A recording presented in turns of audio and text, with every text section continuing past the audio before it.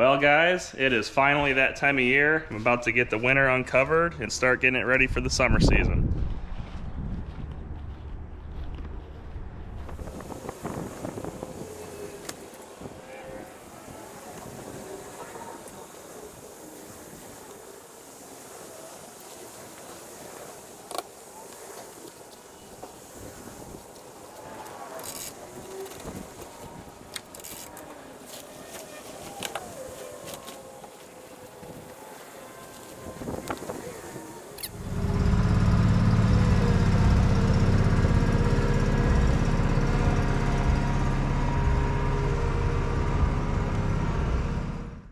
So if you haven't seen my restoration video on this boat, this is my 1988 Winter Spirit that I've had for a few years now. When I got it, the floor was rotten, it had a blown engine, it had a ton of stuff wrong with it. It had been sitting outside for a long time and it hadn't ran in an even longer time. So I brought it back to life. I replaced everything that needed to be replaced and it's fully functional, but I left a lot of the blemishes and weathering that it had developed over the years alone. So for example, the windshield is zip tied together in a few areas. There's some sun fading, there's some cracking, some scratching, you know. But the boat's really old. It has a lot of character, it tells a story. I mean, it looks like it's been brought back from the dead, and it has. And I think that's pretty cool. I have my pre-runner truck that I keep clean and as nice as I can, so it's kind of nice to have a toy that you don't have to worry as much about how it looks. I wipe it off, I take care of it, but I'm not worried about it staying perfect or anything. That XR4 cowl is original to the boat, but there's actually a 200 under there. So I put a 1988 2.4 200 on it. It's a chrome bore engine. It's a 5-pedal horizontal reed engine. Someday I'd love to put a 2.5 on this boat. I think it would get along really well with a Pro Max 225. But I've done 70 miles an hour in this boat with an XR4 lower unit and a Masco 22-pitch RE3 prop.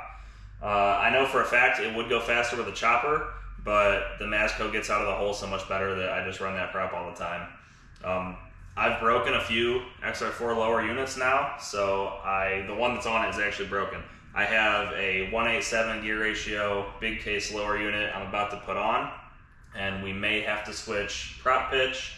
I really want to try an ET prop or an ET copy. I believe the fastest one of these boats has ever been was with an ET on it, so I'd love to try one.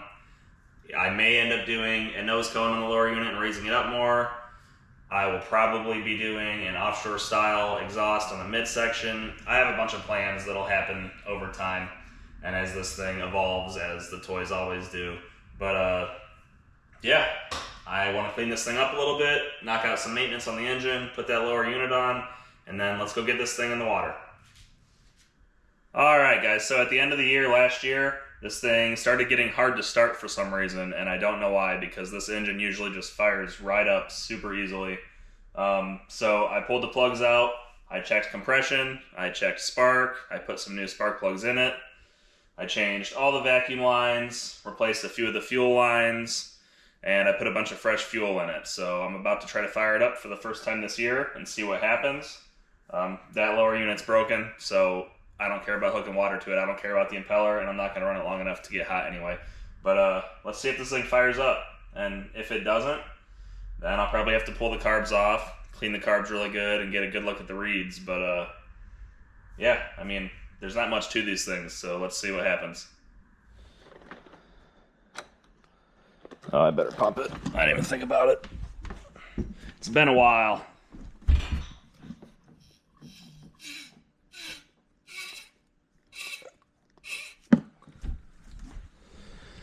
Okay.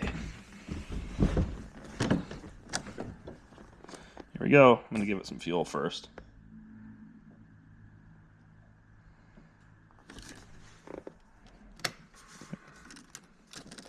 Here goes nothing. Wow. That is a fantastic sign.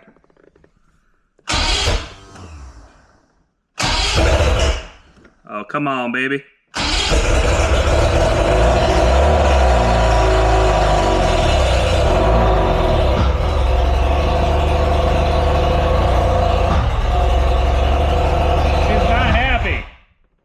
not sound happy. What the hell?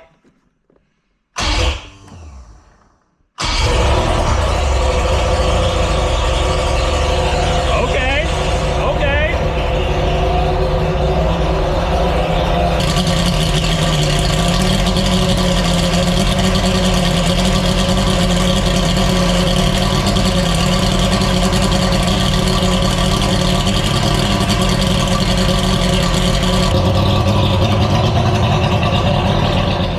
Well, that fired up really easily. That's awesome. Okay, so maybe last year, the end of the year was just a fluke. Maybe I had some bad fuel, or maybe the parts I just threw at it fixed it. Man, I feel like I just sprayed the whole frickin' garage for mosquitoes.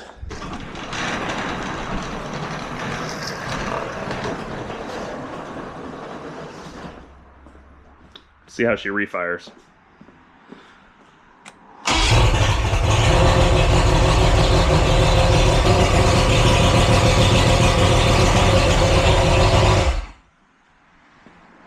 Hell yeah. Alright, tomorrow after work, I'll probably put this new lower unit on, hook this thing up to the hose, run it out on the driveway, check it all for leaks, and then this thing's ready to hit the river. Just got our new lower unit on. I was just out here making sure it runs and it's got water pressure and everything.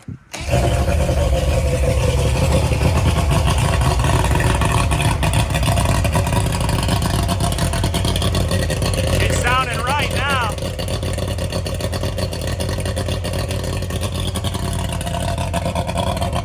Got a little leak to fix. Fix that.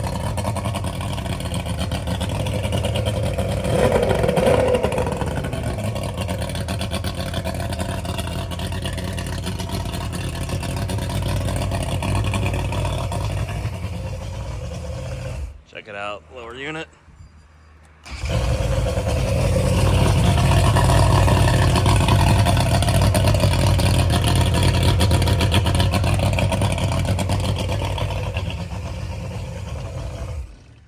Yeah, I'd say she's ready to party now. Well, she's in the water. It's a little windier than I'd like, but you know what? We're gonna run it anyway. I'm too excited not to. Let's see what this lower unit does. All right, guys. Well, she's on the water. This is my first time running a 1:8:7 ratio lower. So I've had a 2-to-1, and then I've had a couple of XR4 lower units, and the XR4 was my fastest. I ran 70 mile an hour at 6,200 RPM. I think going to this ratio with the same prop, we're probably going to be at like 6,500 RPM. Is the boat going to go faster? Is it going to slow down? I don't know, but I think we're about to find out. Should be out here. They don't even have any buoys out yet, but it should be out here far enough to plane out now.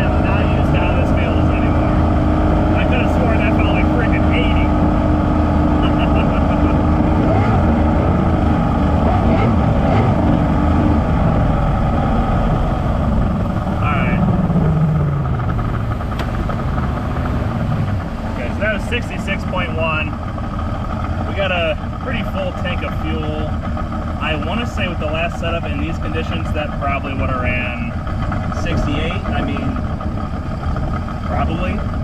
I set the prop shaft height to pad the same. I made sure that's the same. The lower is physically larger, so we should have more drag.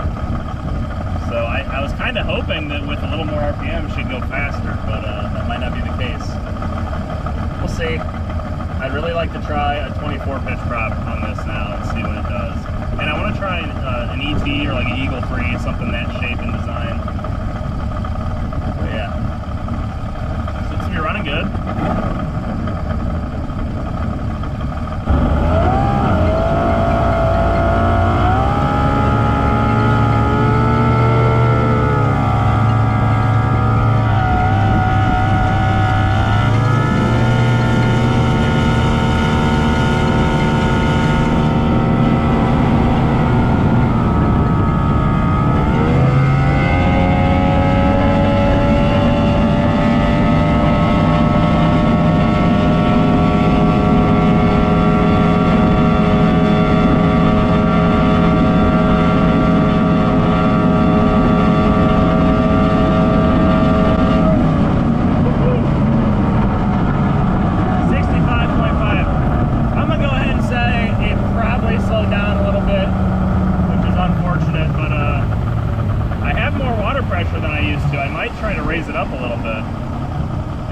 I want to try a nose cone eventually on this thing. A lot of people say nose cone's going to make you faster. You'll be able to raise it higher, you'll go faster. Other people say, well, if the boat goes slower than like 80, a nose cone will actually slow you down. But which one is it? I mean, are the people who are putting a nose cone on and going slower, are they not raising it up? Like, what's the deal? You'd think putting it on and raising it 3 or 4 inches would be faster. There's less in the water. I know the case is longer with a nose cone, so there's more drag that way, but if you're picking it up out of the water, I don't know, I kind of feel like I need to just do it and find out for myself, you know. 66 is our best look today so far. Acceleration's really good though. I'm gonna trim this thing up, make sure I don't see anything wrong with it. You know, first time out, it's a little scary. I like to really check everything out. I've been stranded out here too many times. And I always end up finding somebody to tell me, but it's never a good feeling.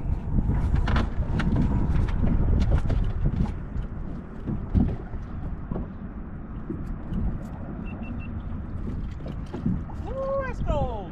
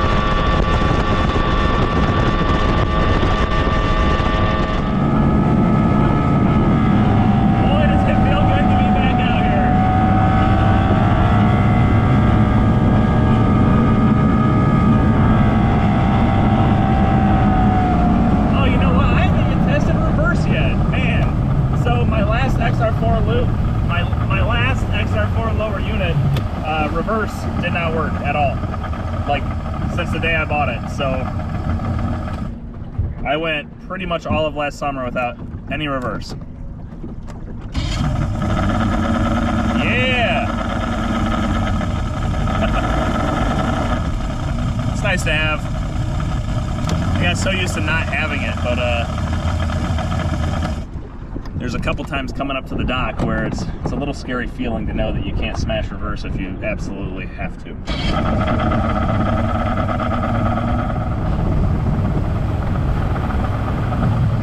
So there you have it, guys. Switch into a big case lower unit. slowed the boat down 1 to 2 miles per hour. And you know what, that's okay. Raising the RPM a little, the acceleration's more fun. I don't know what RPM you should run a 2.4 at. This thing has Chris Carson reeds and stuffers in it. It has metal cage bearings done to it already. I'm mixing it, I'm pre-mixing it 40 to 1. I know a lot of 2.5 guys run like 7,000 plus. I don't know what a 2.4 can do. But you know what, summer's just getting started. I'm excited just to be out here. I'm happy just to be on the river for the first time in a long time, having fun with the boat again, and I can't wait to make a bunch of videos this year. And yeah, cheers guys. Thanks for watching.